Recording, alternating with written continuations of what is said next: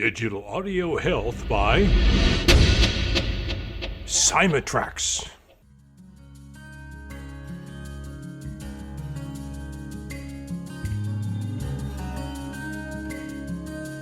Welcome to the Rhonda Grant Show with your host, Rhonda Grant. If you believe that there is more to life than what you see right now and you want to find out more, listen in as her guests share their journey and their extraordinary experiences. Now, here is your host, Rhonda Grant. Welcome to the Rhonda Grant Show. Sometimes the universe has a way of placing people or obstacles in your path to help guide and direct you on your mission. Listen in as we discover the path my guest has traveled. Has she been inspired by a calling, crafted her journey, or a bit of both? I invite you to embrace the conversation and to use it to help you to recognize if this is happening in your life. Our guest today is Agne Veckyte, who helps heart-led coaches overcome their fear of visibility so they can show up for their business, attract the most soul-aligned clients, and grow their income and their impact without the hustle and burnout that is too prevalent on the entrepreneurship journey. Welcome to the show, Agne. Thank you. Thank you for having me here. It's such a pleasure. Let the audience know a little bit about your journey, and then we'll take it from there. Okay. So my journey, I suppose, started when you say about my journey, I kind of immediately think about kind of how I got to the point of being a business intuitive. Sure. Yes. And it's interesting because that journey started very young. It started for me when I was about 12. Mm. That was when I read my first spiritual book. Okay. And it wasn't a book for kids. It was a book for adults. Okay. So, but it just made sense to me. Everything made sense to me. It was kind of like, and then I just went that direction. I just started reading more books, and I applied. I actually, as a teenager, I applied a lot of spiritual principles in my friendships and my relationships. And I was like, oh, this thing works. And then, so I kind of had that trip into the spiritual world, into intuitive world. My family was always very open in exploring anything, kind of your relationship with God, your relationship. I tried religion. I tried different things. As long as it's not harmful to you, it's fine. You read it or practice anything you like. Mm-hmm. So I kind of had that wonderful experience. And then after I graduated high school, I started studying business. And that's when I kind of left the spiritual world a little bit and was really focused on, like, I'm going to be this great CEO, manager, international company, like marketing or HR. Maybe I wasn't completely sure about that. Yeah, that didn't last very long. I mentioned to you that I had a dark night of the soul at 24. Yes.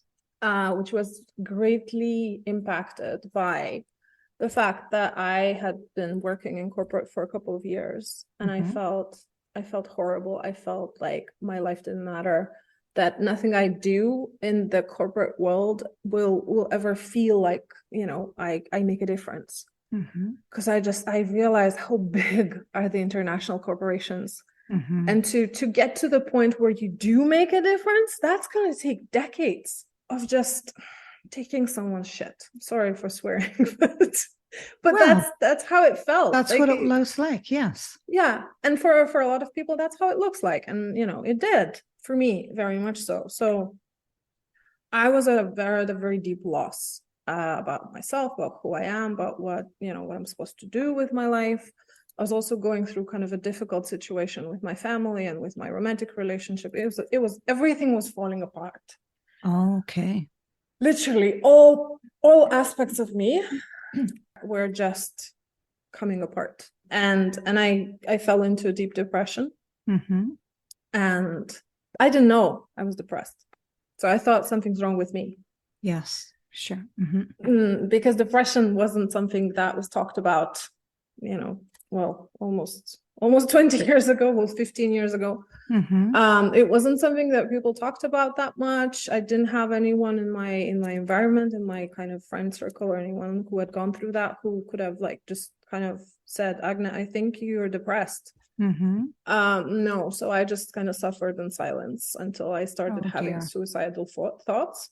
Uh-huh. And that's where I realized, okay, this isn't right. So I was living in the Netherlands at the time. So I packed my bag, came back to Lithuania, came back to my parents, and started to try and figure out my life, what I'm going to do. And in one of those, I'm kind of stubborn. I want to figure out things by myself. So it's only recently that I've learned to ask for help. But so I didn't go to the doctor. But I realized I need to come back to my connection to God, to my connection to the universe, to my connection to my own intuition. And that's where my journey started, of discovering my own intuitive gifts. And then I still came back to work in corporate for a couple of years because I needed to make money until I figure out how I'm going to what kind of business am I going to create and how am I going to help people, because that I realized my deep desire was always to help someone, to be of service, to make a difference in even one person's life. That would have been great at that time. So so that's what I did. I found different practices. I came back to reading books and just kind of following the breadcrumbs that the universe was dropping for me. So I just went from one thing to the next, to the next, to the next, until I found kind of my path, and until I was able to truly learn how to activate my intuition, all my intuitive gifts, psychic gifts. And that's when I started really working with people one-on-one, helping them transform their lives. And I was, this is it. This is me. I am never leaving this path. I will make it work no matter what happens. I will make it work with my business rather than, to kind of give up, because there are sometimes difficult situations in business and in the entrepreneurial journey, but I will figure it out. And I did figure out all the things, and it's kind of a short version of how I got where I am today. Yes. And so when you were in the corporate world, what were some of the things that was going on that discouraged you? Well, so a lot of the things were personal relationships and how people related to me, and kind of like the disrespect that is, especially it's like someone's having a power trip at your expense. Right. Where neither you nor them actually have any power in terms of like structure, where in they the big are. picture. Yeah. In the big picture, it's like, why can't we just work together? And I think for me, what kind of killed me was because I was just experimenting and trying to find my place. And I had joined one of the big 4 auditing companies. And it was just, I felt bad for the clients most of the time. Right. Because of how disrespectful people used to be towards the client, towards their time. And also it kind of required for you to be suspicious of the client. And I just felt bad most of the time. So it was not a great fit at all. It wasn't a good fit. Well, and the thing is that, our process is that we have to, I think, at some point in our life, have a position that we're in where we start to question ourselves on how much do we really need to take from other people before we make a decision. And if you wait too long, it starts to affect everything. Getting up in the morning, you don't want to start, you don't want to get up. And so I always think of the audience and somebody who might be listening right now, who might be in that type of position right now. And they don't know how to get out of it, because when you get a paycheck every week or every other week or once a month, it's really hard to start objecting to top-down method of business, right? Yeah. And so the breaking point for you was what? Like what actually triggered that that was it, that you were leaving and you were not coming back again? The breaking point happened a couple of years after the whole depression and the dark night of the soul, and really just dropping all parts of me, all the false identities that I had about myself and ideas about myself. So that was the kind of like the next 2 years of where I was still working in corporate, and I was actively kind of practicing and learning and diving deep into kind of self-help and transformational practices. Yes. But so it's a funny story. I actually manifested my own completion of my relationship with the corporate world. So I was working here in Lithuania in one of the big companies, and it's like a supermarket chain. Mm-hmm. So, and I was in internal communications at the time, which was way better than audit because it was a little bit more creative and a little bit more kind of people related. Right. So I was not happy. It was better, but I was not happy. I knew I was going to go back to that depression if I don't change something. And I had found already a tool that I wanted to really become master and use to help other people. Mm-hmm. So I had manifested a situation where I would be let go from my job with a severance package. Because I was like, well, because I was still kind of like in a junior position. I didn't have a lot of savings, and I needed some kind of extra money to go and do the training that I wanted to do. So, and that's exactly what happened. It was 2013 April that I was told that, well, we're very sorry, but your position is going to be reorganized, and it's going to no longer exist.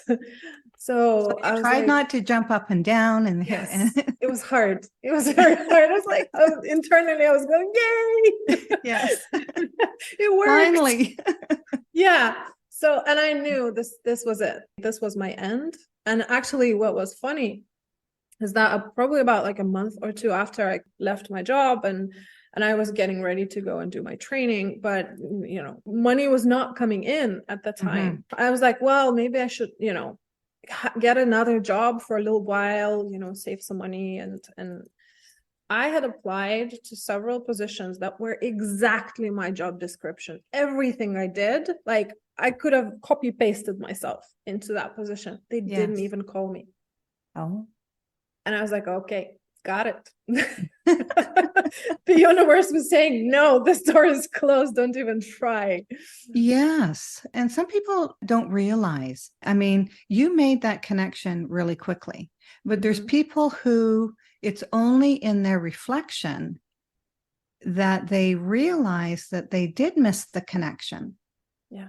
And so tell us about what happened next. How did you end up? So you said you're reading more books about the esoteric, about intuition, about... Yeah, I was kind of looking, because for me, those 2 years until the corporate life ended, I was very, very deeply into what is the purpose of my life. I was just obsessed with this question. And I didn't have, by the time I left corporate, I didn't have a complete answer. Like, nobody gave me a piece of paper with a job description written on it. That's not exactly how it works. No. But what helped me is I found a tool that I was like, okay, this is step one. I want to do this. I want to teach people how to use this tool. The tool is called soul collage. It's a lovely creative technique that people can use to kind of understand themselves, to transform. It's a lot of parts work. So you work with different parts of yourself, you collage them onto cards, you learn how to kind of talk to them.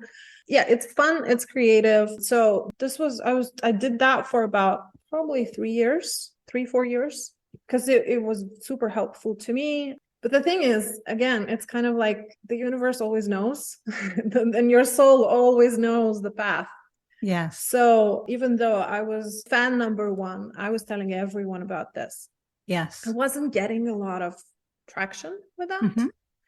So I got some interests. I had some really cool experiences of teaching some courses in Scotland and in Switzerland. And it was just, and to this day, there is a small group in Scotland that meet together and create soul collage cards. And that was kind of like my legacy, which makes me feel wonderful. Yeah. But I was like, okay, after a while, I was like, okay, so this isn't taking off. Okay. Like I was kind of expecting it to. What am I not seeing? And that's when the universe gave me another clue. And there was a different modality called radical forgiveness. Mm-hmm. I needed it myself at the time. It came to me from kind of a personal perspective. Once I got into it, Right. I was like, oh, this is powerful. I want to know more. I want to learn this. Mm-hmm. So I became a radical forgiveness coach. Okay. And again, for a few years, I did that. But again, it wasn't flowing. It wasn't complete. Mm-hmm. So Soul Collage gave me a lot of understanding about different parts of us, and that none of these parts are wrong. They're all here for a reason, and they all need a place at the table.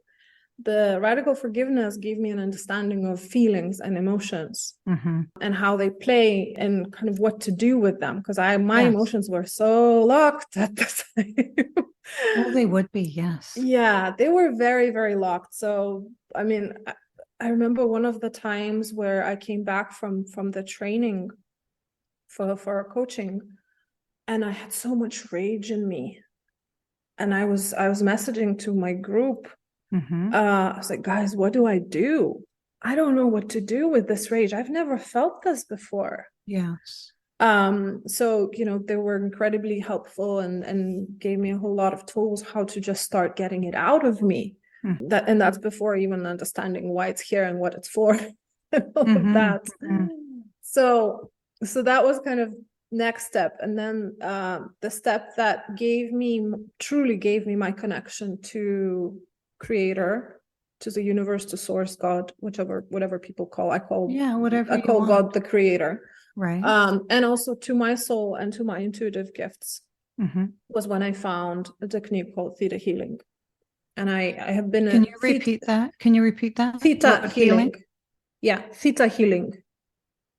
Can it's you like spell it? Yeah, it's like a THETA healing. It's Theta. like theta. Okay. Yeah. So I have been a practitioner of this technique for over 7 years. Wow. And this gave me what I really, really wanted. And that is a way to work with the subconscious mind.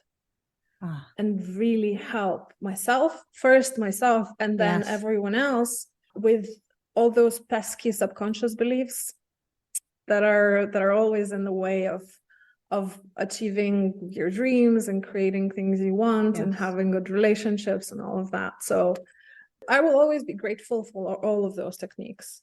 And all the tools and all the teachers, the people I've met. Yes. And I thought this was it. I thought like, okay, I found my modality. I found this is what I'm going to do for the rest of my life. Wrong. The Creator said, no, not yet. Not yet. You actually have your own modality that needs to come through into this life, into this world. And this happened 2 years ago. Well, 1.5 years ago, almost 2. Yes. Where I started receiving my information about a different process. Mm-hmm. And that is very much about connecting really, really on a body level, on a visceral level, connecting to the power of the soul and the wisdom of the soul, and using it for business, using it for your daily life, for everything. Right. So this is kind of like it's a journey of following breadcrumbs for me. Right. And I think for most, and we don't realize it until, as I said, we take a look back. And when you were in corporate world, I mean, you were anxious to get the job and you're all excited, and then found out that it wasn't exactly, or not even anything like what you had imagined or studied for. And you had to start protecting yourself. Yeah. And you had to start, having some internal dialogue that you weren't happy, but still you conformed. And it's in that conformity that starts to injure the soul, I believe. Yeah. Your soul starts to, I'm trying to think, because I've had some different times in my life. And I think what happens is right now, I would imagine that your soul, you feel that you have a unity with your physical body and your spiritual body right now. Mm-hmm. Yes. But during the time that you were really unhappy, the spiritual part of you may have seemed further away. Oh, absolutely. Right. And it's in that further away that, because when you're not paying attention and saying, this is really bad for me, I've got to get out of here, you keep on doing the same thing over and over again. And your soul just says, okay, she's not listening now, I'll just stay quiet. And then the dark night of the soul comes. You know, our journeys are not too different with the human race. Some of us who take on the challenge, like you have yourself, end up finding out that there's more steps and more steps and more steps. But if you just jumped into that step where you are today and didn't have all of those experiences, you wouldn't have been as effective as a leader and with what you do right now. So, and you know, people right now, there's people that are going to be at different stages in their journey. And this is very inspiring to them because they've listened to your story and go, okay, well, then I just have to wait and pay attention and figure out what my next step is. And I am flabbergasted at how many steps there are. Oh, I'm here. I'm so glad I'm here. It was such a long journey until next year when there'll be something more that comes along. And we never know with the people that we meet. And you are really in a world now where your soul and your spirit is being fed. And when your soul is being fed by other souls that are at the same level as you, above you, below you, it still helps you with your journey. And you have a recognition. I have a recognition that I can tell pretty quickly. And I love that because then we don't continue to miss people in our path that have been set there to bring us a message. And the thing is that the messages are going to come over and over and over again until you listen to them. And they'll just show up in different containers, is what I call them. It'll be a different person, but they'll still have that same message for you. And it's only when you evolve that those people fall away and you don't have to put up with that anymore. It's so true. Don't you agree? Yes. These bad people, but they're not bad people. They're people like you and I that just have not had that experience, that confidence to be in touch at the level that you're in touch with right now. So I really admire what you're doing or what you've done and that you kept on your journey because you're so very, very young and you still have such a beautiful path ahead of you because of where you've already been. So when you said because our audience are going to want to know, what does that mean? You said, you're in touch at a deeper level. Maybe those aren't the words that you exactly said, but you said visceral. That you are in tuned viscerally. And when you're in tuned at that level, do you mean your daily existence?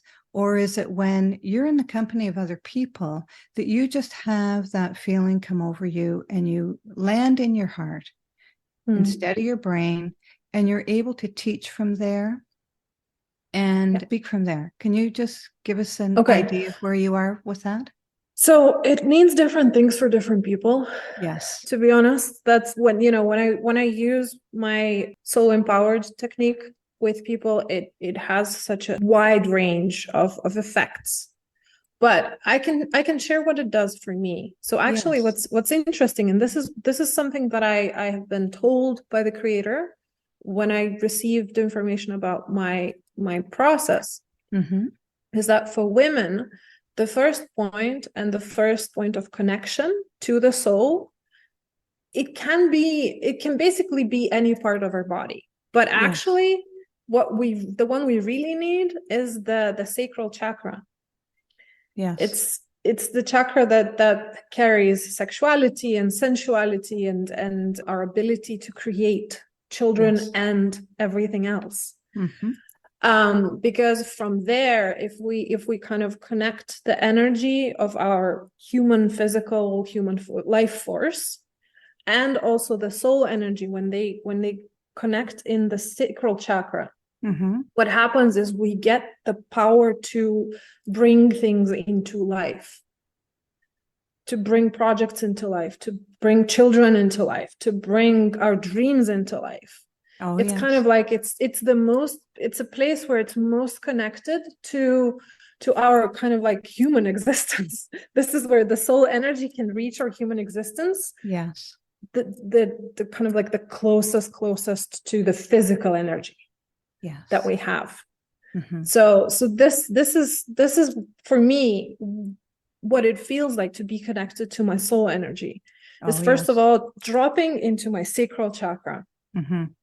Not even the heart, and not the third eye, which is a place where a lot of my guidance and intuition comes from, but it's dropping into the sacral chakra. And the beauty of the power of the soul is that it's a quiet power. It's not loud. It's not the, let me roar and take over the world. No. Quiet. You can have that power too when you need that, but it's that kind of like, it's very, very solid, and you feel incredibly safe, and you feel very yourself, and you feel very, very supported from the inside. That's kind of, because I've experienced so many different spiritual modalities. A lot of them, to connect with your soul, it takes you somewhere. It usually takes you out of your body into a beautiful visualization or a meadow or someplace. This is connection to the soul within your body. You don't need to leave anywhere, and you don't need to come back. You actually come back fully in your presence when you're connecting with your soul. Yes. And when we reside in our brain all day long, it's hard for us to even recognize when little times during the day, we might drop into our heart, drop into our abdomen, drop into these different chakras, but not realize it because we're so busy in our head that, and I mean, a lot of people need to be using their brain. I mean, we're not talking about not using your brain, but using your brain in conjunction with these feelings that are in your body, and especially the creativity. I mean, it's just incredible for women. I can't speak for men because I don't know where they tap into, but women generally have tapped into their creativeness, is where they create children, right? Yes. So very wonderful that you've went to that depth, because it gives people an idea of what they can do right now. Yeah. Just sitting, listening, or even driving. If you just drop into your abdomen, your female reproductive system is, and lots of times we'll find once we get there, how often we go into that area of our body daily, many times a day. Yeah. So thank you for talking about that. So what else do you teach? Okay, so actually, this is kind of the essence of my process. Okay. But where my passion meets my process is actually helping women who are coaches and healers and business owners who really want to go out into the world, and they really want to shine, and they really want to bring their gifts to the people who need them. But they're facing fears. They're facing fears of being seen, fears of being heard, fears of being themselves.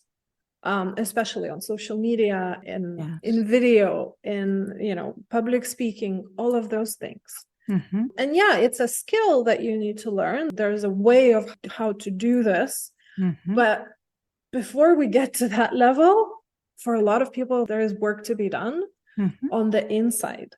Oh yeah. And a lot of it is healing trauma and releasing, and it can be childhood bullying. It can actually be a really, really tiny situation when you were maybe 3 or 5 and you had to, I don't know, recite a poem in your kindergarten play, and you forgot the words, or something Yeah. silly happened and it just got locked in your brain, and your body and your brain and your subconscious said, no, I'm going to protect you, so I'm going to create this fear around anything that remotely resembles this experience. And then I'm going to keep you as far away from ever going through this again. Yeah. And a lot of the things that block us happen to us in our youth.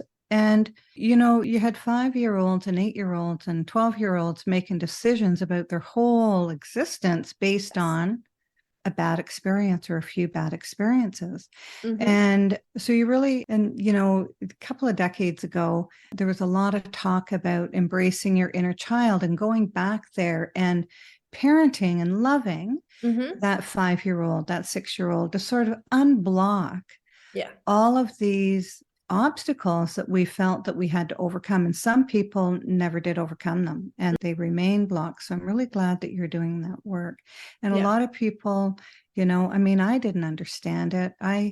When I was listening to it, I didn't really understand it. And it's not until later in growth that you can reflect back and say, that's what they were talking about, because I thought it was silly, to do this stuff. Because I was a parent myself, raising my own children, and I didn't feel like I wanted to also parent myself at the same time.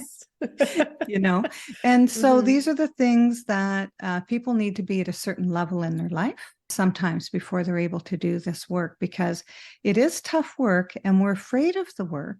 And so how do you help people overcome fears of going there? A lot of people just don't want to go back there because they feel it's too painful for them to look at again. Yeah. Well, what's interesting is I always trust the creator to bring people who are ready and willing to do the work right now. Yes. That's one piece. And it's, in the beginning of when I just started working with conscious beliefs, about probably 6 years ago, I went through the whole spectrum of people not wanting, not feeling safe, I want the results, but I don't want to do the work. Yes. I want the results, but I don't want anything to change. And that's okay.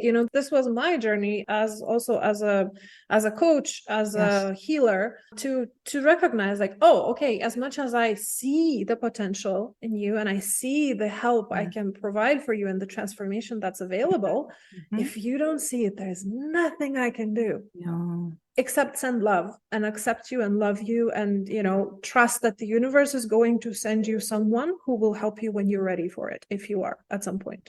Another thing is, because I work with business owners for whom their business is their passion and their calling. And it's almost that desire to bring their business forward leads over the fear. The fear becomes smaller than the desire to grow and to finally I've tried everything. I've tried every escape. It's not working. I'm going to have to, I can't find a way around it. I'm going to have to go through it. Okay. and I think I also feel, and this is what, what people who I work with tell me, that the process that I provide for them is very gentle. Oh, wonderful. So, yes, we sometimes have to touch difficult subjects and painful and release a lot of grief and a lot of sadness and sometimes abuse and trauma, but it's not re-traumatizing.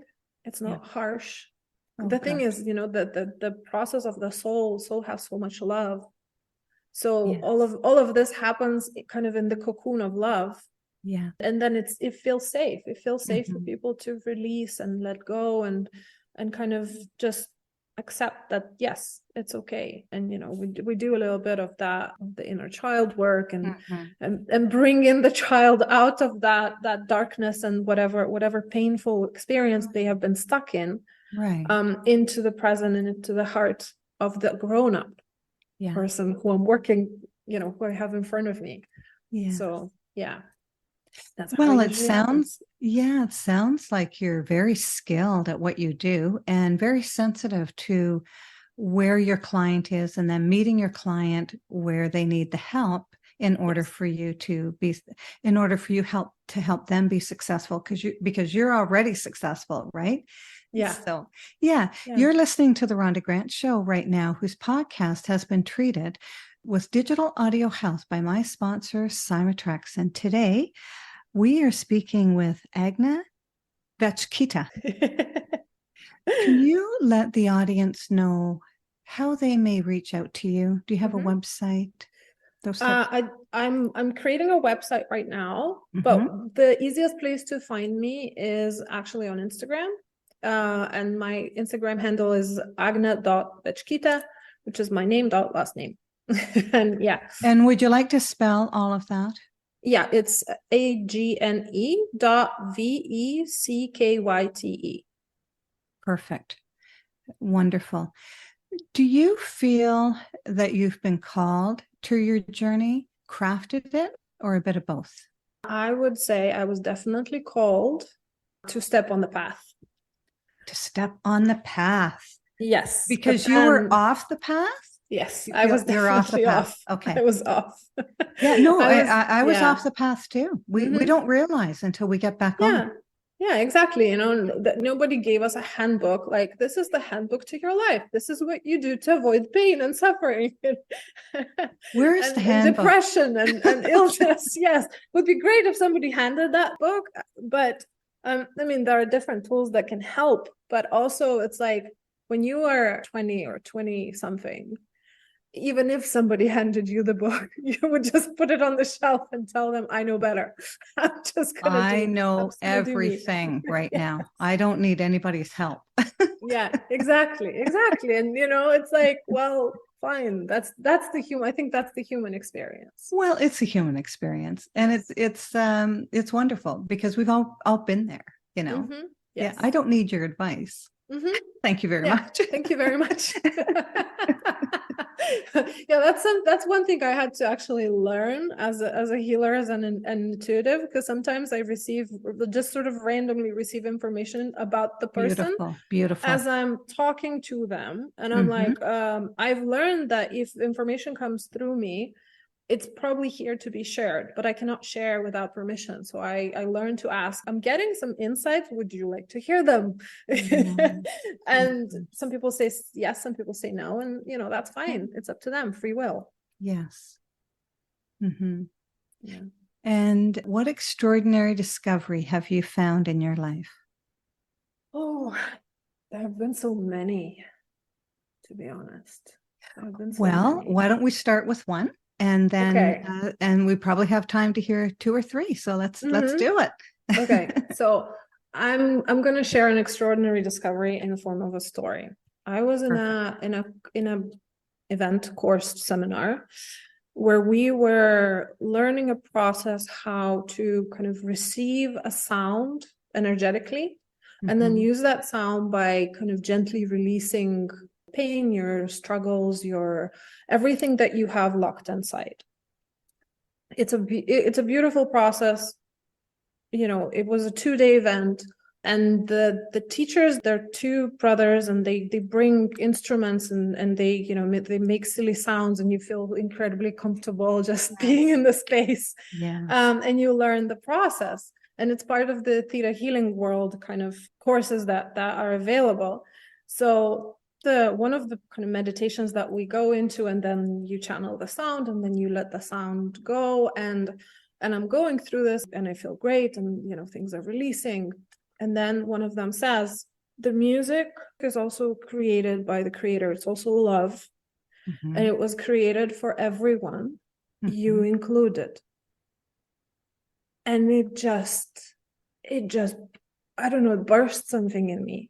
Because in that moment, because I could almost feel the waves of instruments and music, and they had like Tibetan bowls and a guitar and all sorts of wonderful sounds. I could feel the waves coming into my body and bringing love. And I realized, the music was created for everyone, including me. And I felt so loved. Universally, kind of not just loved by the people who are in my life, my family, my friends, but loved by the creator, loved by the universe. And I think I was high on that feeling for like a good 2 weeks until I got used to it being my reality. Yeah. But I think that this was just, it shifted so many things in my life, just that understanding. Yes. And vibrational frequency will do that. Even with, I spoke with a person that, well, I think you've listened to her podcast about the tuning fork. Yes, I remember. Right. And the Tibetan bowls are very healing.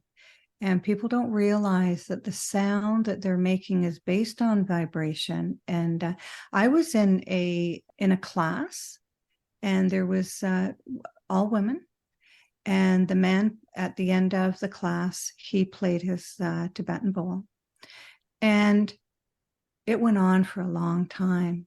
I had a hard time sitting up. We all had our mats and everything around the floor. And I started to look around, and almost everybody was laying down straight out. And I had to do it too, because my body just wanted to not have to think about being tense. I just wanted to lay down as well. And the healing that I received from that was incredible. It was life-changing.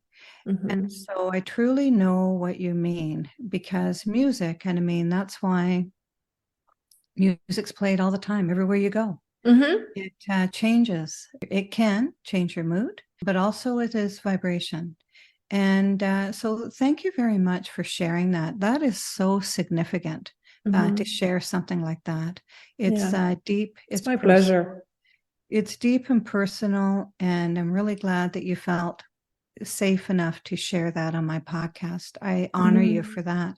Is there something else that you have experienced? Let me think. There were definitely things about feeling worthy. Yeah, feeling worthy, especially as a business owner, as someone that, asks people for money to pay for my services. I would love to be able to do it for free, but we can't. Exactly. So it has been quite a journey in the beginning, because it's interesting. I'm the first one in my family who started her own business. And also, if you know anything about the history of Lithuania, the recent one at least, is we had been under Soviet rule for 50 years. So it was only 1990 that we gained independence, and kind of the word capitalism was not a curse word as it was in Soviet times, because that was bad. And then we had to move as a country, as a culture, we had to move to shift. We didn't join the Soviet Union voluntarily. That was an occupation. So it was forced upon everyone, but it was what people got used to survive. So just in general, that relationship with money, and money being bad and evil, and only like all the rich people are thieves and bad, and they abuse people and they take advantage and they steal things. And that was kind of the collective consciousness at the time when I was 6, when the Berlin Wall collapsed and the Soviet Union collapsed as well.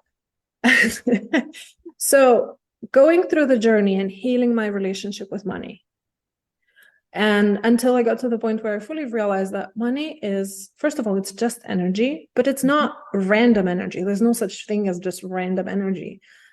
At the very, at the sort of the base level, all energy is love. This is what everything is created from. It's unconditional love. So if money is unconditional love, then it can't be bad. It can't. It's fine. It's how I use it. And if I use it to help myself and to help other people and to make a bigger impact in the world, how can it be bad? So that's a journey that still goes on, because there are still new layers and new levels to uncover and release and transform. Right.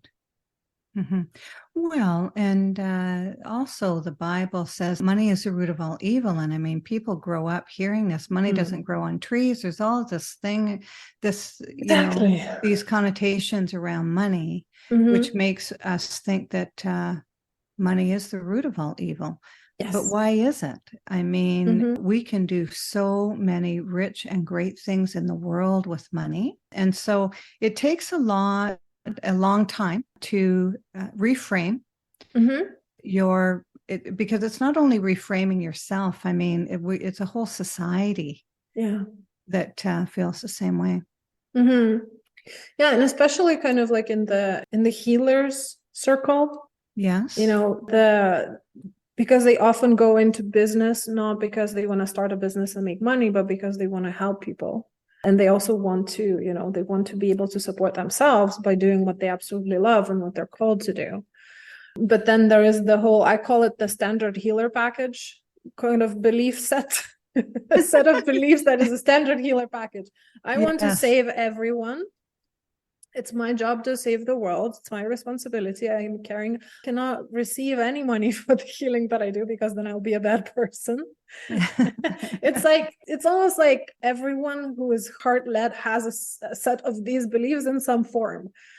And it's just extraordinary because when we think about it, even when we look at like nature and cosmos and the stars, it's so abundant. There's no scarcity.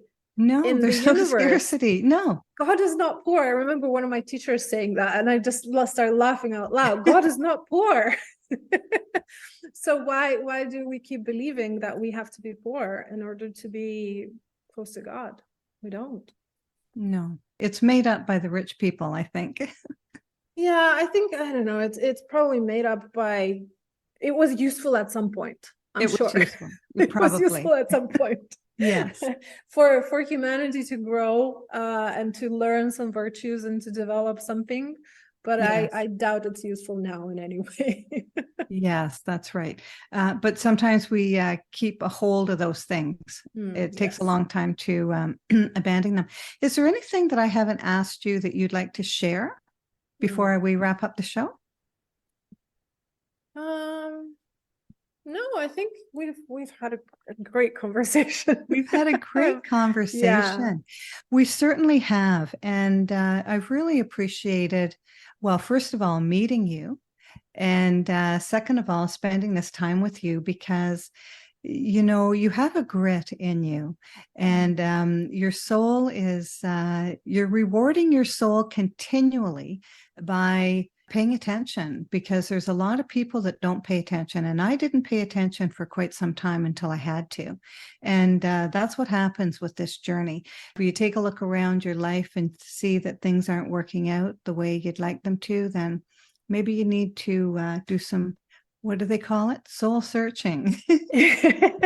Or maybe just paying attention to, you know, intuition and all of those things, because it's easy to get that intuitive hit and just say, oh, I'll remember that. And you don't. It comes, it's there, it tells you, and it's gone. There's no follow-up. And unless you dream it up in a dream, it's not coming back to court you because it goes somewhere else. Because if you're not paying attention, those messages just go and fall on somebody who will pay attention. Yeah. So thank you very much for being on the show. You've shared so much and it's been a pleasure. Thank you for having me, Rhonda. And it's been a pleasure to share and you know, to be able to kind of express and share my journey and share what I do. And thank you for your work, because you do beautiful work and you bring so many voices out into the world. So I really appreciate this opportunity to speak to you, and I just really enjoyed our energy and our just connection. And we almost don't want to say goodbye. I know. So we'll have a little chat after the show. Theme song for the Rhonda Grant Show is "Sun on the Water," composed and performed by my friend John Park Wheeler. This is Rhonda Grant with the Rhonda Grant Show, author of Magical Forces Within, Extraordinary Discoveries in an Ordinary Life, inviting you to look for the magical forces within yourself today and every day.